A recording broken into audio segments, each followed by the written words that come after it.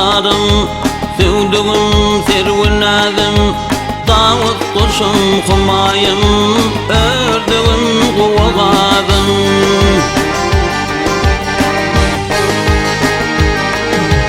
Algırşın karlaçınım, ötörgey bakrıvadım, yattım sensin o halim, tursum kolumda sağdım. Koyun dertli yürekten çıksın otlu beyazım.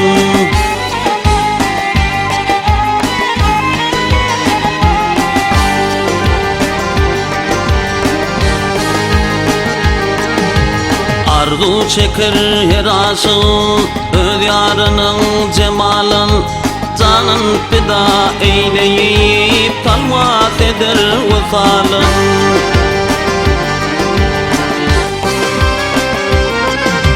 Didar aşık bolun neyler bu dünya malın, elim cahana vermen ak yüzdey iki halın.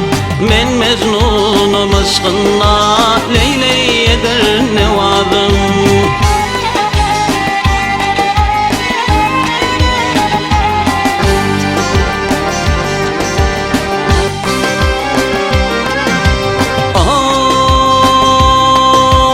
Hizmetine bayanat akıl kavuşurun dururmen, kadine hizmet olsa yar cemalın görürmen.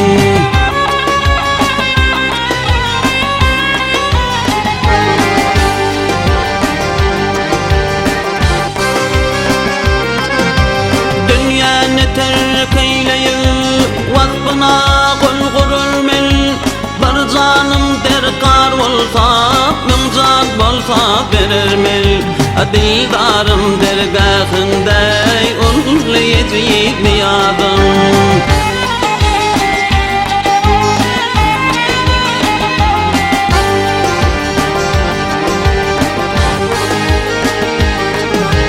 Nefes diyer hicrinden koydum eş bu zamana.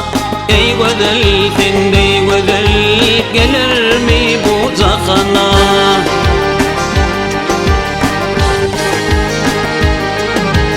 Yarım nazarım salsam ben garip natuvana, senin vasfın yazar men gersiz gelse takana.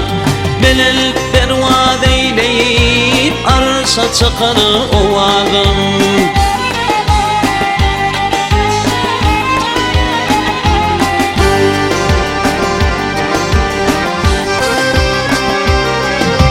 Yarım nazarım salsam men garip natuvana, senin vasfın yazar men gersiz gelse takana. Belin pervaz eyleyip arşa çıkar ovazım.